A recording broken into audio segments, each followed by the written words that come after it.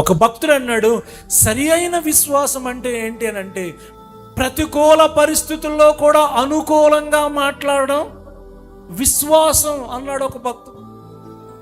అంటే మన జీవితంలో అన్నీ నెగిటివ్గానే జరుగుతున్నాయి అనుకోండి,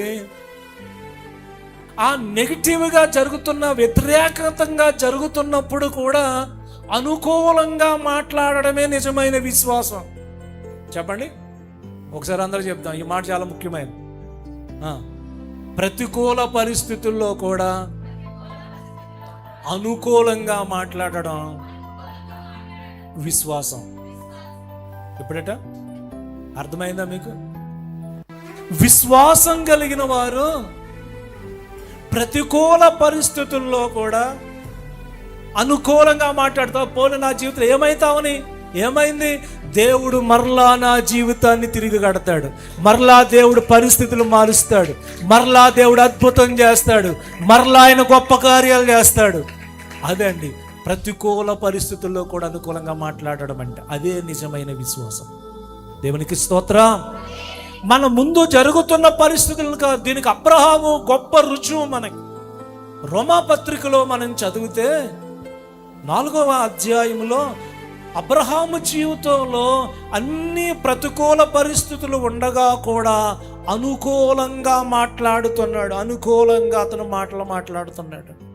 రోమాపత్రిక 4వ అధ్యాయంలో మనం చదువుతుంటే 18వ వచనంలో అపోస్తలుడైన పౌలు ఇలా అంటాడు, నీ సంతానము ఇలా ఉండునని చెప్పిన దానిని బట్టి తాను అనేక జనములకు తండ్రి అగునట్లు నిరీక్షణకు ఆధారం లేనప్పుడు అతడు నిరీక్షణ కలిగి నమ్మెను.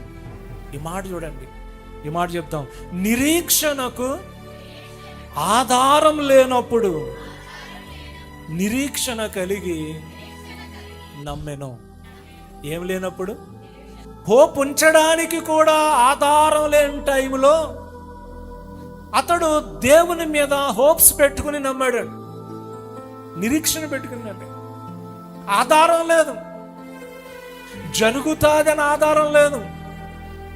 పరిస్థితులు చాలా ప్రతికూల, రోజు రోజుకి పరిస్థితులు చాలా ప్రతికూలంగా మారిపోతూ ఉన్నాయి, చాలా ప్రతికూలంగా మారిపోతున్నాయి. 19వ వచనంలో ఎంత ప్రతికూలంగానంటే, మరియు అతడు విశ్వాసమునందు బలహీనుడు కాక. ఈ మాట చాలా ఆధారం. నిరీక్షణకేమో ఆధారం లేదు, దేవుడు చేస్తాడు అని, జరిగిస్తాడు అని నమ్మడానికేమో ఆధారం ఎక్కడ?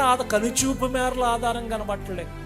అయినప్పటికీ అతడు విశ్వాసమునందు బలహీనుడు కాలేదంట. ఎంత అద్భుతమైన విశ్వాసం అండి! మన కనుచూపు మేరలో అతనికి ఏమీ కనబట్టలేదు, దేవుడు జరిగిస్తాడు, చేస్తాడు, చేయగలడు అనడానికి ఆధారమే లేదు.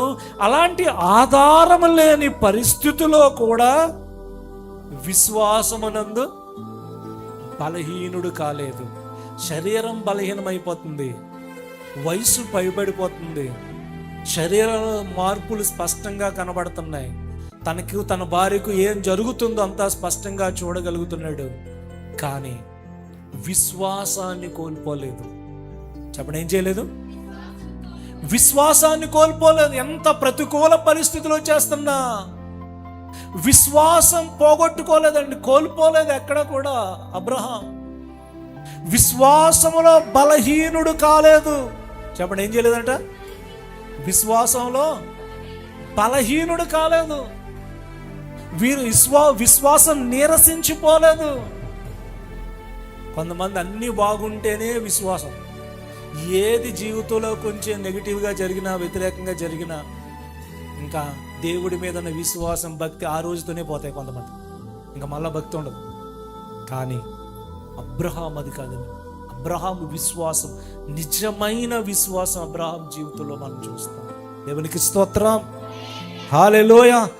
ఆధారం లేనప్పుడు నిరీక్షించాడు, విశ్వాసంలో బలహీనుడు కాలేదు. 19వ వచనంలో రమారమి 100 ఏండ్ల వయసు గలవాడై ఉండి అప్పటికి తన శరీరము మృతమైనట్టును శారా గర్భము మృతమైనట్టును ఆలోచించను గాని అవిశ్వాసము వలన దేవుని వాగ్దానమును గూర్చి సందేహింపక.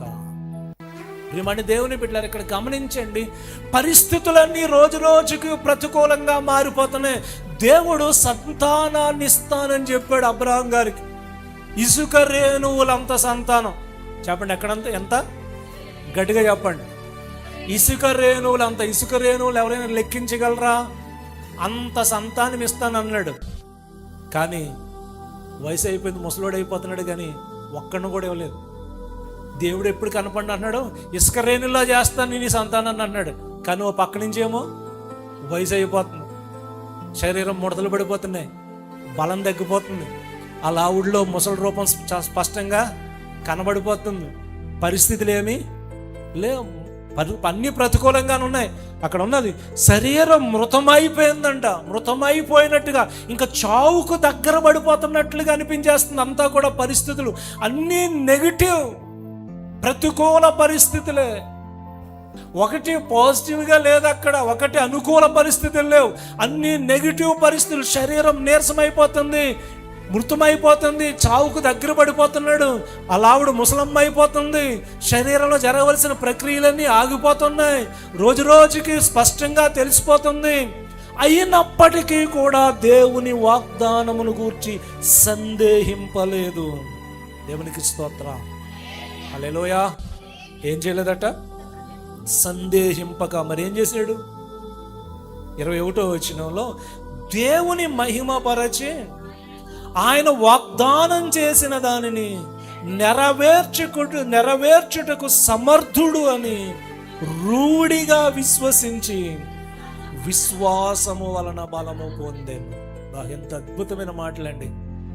చదవడం చాలా సులువే, కానీ దానిలో ఉన్న లోతైన మర్మం తెలుసుకుంటే చాలా చాలా కష్టం. ప్రియమైన దేవుని బిడ్డలారా, శరీరంలో మార్పులు స్పష్టంగా కనబడుతున్నా, ఆ లావుల్లో మార్పులు స్పష్టంగా కనబడుతున్నా, దాదాపు 100 సంవత్సరాలు దగ్గర పడిపోతున్నా, 100 సంవత్సరాలు వయసు వచ్చేసరికి మనుషుల్లో ఏం జరగాలో అవన్నీ శరీరంలో మార్పులు జరుగుతూ ఉన్నా, శారాలో సంతానం పొందడానికి అనుకూలమైన పరిస్థితులు తన శరీరంలో లేకపోయినప్పటికీ పరిస్థితులు మారిపోతున్నా, అయినా దేవుని వాగ్దానం గురించి ఎన్ని ప్రతికూల పరిస్థితులు వస్తున్నా అతడు విశ్వాసంతో బలము పొంది అనుకూలంగానే మాట్లాడుతున్నాడు. చెబులు కూడా దేవుని నామాన్ని మహిమపరచును. హల్లెలూయా, హల్లెలూయా. ప్రియమైన దేవుని బిడ్డలారా, అదే విశ్వాసం అంటే అదేనండి. నెగిటివ్గా అందరూ మాట్లాడుతుంటే, నీవు నెగిటివ్గా మాట్లాడుతుంటే నీలో విశ్వాసం లేనట్టే లెక్క, నీలో సరైన భక్తి లేనట్టే లెక్క, నీ విశ్వాసం సరిగా లేనట్టే లెక్క. దాన్ని సరి చూసుకోవాలి. దేవుని యందు పరిపూర్ణమైన విశ్వాసం లేనప్పుడే మనం ప్రతికూల పరిస్థితుల్లో కూడా అనుకూలంగా మాట్లాడలేం. దేవుని బిడ్డలమైన మనకు ఒక నిరీక్షణ ఉంది. మనం అన్యుల లాంటి వాళ్ళం కాదండి. వాళ్ళ భక్తికి, వాళ్ళ ఆలోచనలకి, వాళ్ళ విధానానికి మన ఆలోచన, మన భక్తి, మన విధానాలు పూర్తిగా వేరు. వాళ్ళ కంటికి కనిపించే ముందు వాటిని చూసి మాట్లాడతారు, కంటికి కనబడే వాటిని చూసే మాట్లాడతారు, ఎదురుగున్న పరిస్థితులను చూసే వాళ్ళు మాట్లాడతారు. కానీ దేవుని బిడ్డలమైన మన కంటికి అన్నీ కూడా ప్రతికూల పరిస్థితులు కనబడుతున్నా దేవుని మీద విశ్వాసంతో అనుకూలంగా మాట్లాడాలి. అదే నిజమైన విశ్వాసం, అదే దేవుని బిడ్డలకు ఉండవలసిన విశ్వాసం, అదే దేవుడు చేస్తాడని నమ్మి విశ్వసించవలసిన విశ్వాసం. దేవునికి స్తోత్రం, హల్లెలూయా. అదే నిజమైన విశ్వాసం. అది ఒకవేళ నీ సమస్య కావచ్చు, నీ అనారోగ్యం కావచ్చు, నీ శరీరంలో కలిగే మార్పులు కావచ్చు, నీలో ఉన్న ఏది ప్రతికూలంగా జరుగుతానికి నీ కళ్ళ ముందు కనబడుతున్నా, ఒకవేళ నీకున్న రోగం పోవడానికి నీకున్న వేసుకుంటున్న మందులు పనిచేయకపోతున్నా, మందులే నీ దారి నీదే అయిపోతున్నా, ఇంకేం చేయనమ్మా, ఎన్ని మందులు తిరిగినా వేసుకుని ఇదే తిప్పలు, ఎంతమంది డాక్టర్ల దగ్గర తిరిగినా ఈ రోగం పోయేలా లేదమ్మా, ఇంక అయిపోయాను నా జీవితం అని అనకూడదు. చెప్పండి, దేవుని బిడ్డల్లో మనకున్న విశ్వాసం ఏంటో తెలుసా? మనం ఎలా మాట్లాడాలి? ఒకవేళ డాక్టర్లు చేయలేకపోయినా నా దేవుడు నన్ను చేయగలుగుతాడు. డాక్టర్ల వల్ల కాకపోయినా నా దేవుడు నన్ను స్వస్థపరుస్తాడు. నేనే నాశనం అయిపోను, నన్నేమి తెగిలి బాధ నన్నేమి చేయలేదు. నా దేవుడు ఉన్నాడు, ఆయన నా జీవితంలో అద్భుతం చేస్తాడు, ఆయన నడిపిస్తాడు, ఆయన నన్ను బలపరుస్తాడు అని మనం విశ్వాసముతో ఏం చేయాలి? మాట్లాడాలి. అది ఎప్పుడు మాట్లాడగలం? మా గట్టిగా చెప్పండి ఒకసారి. విశ్వాసం నీ లోపల ఉంటేనే, బలమైన విశ్వాసం ఉంటేనే.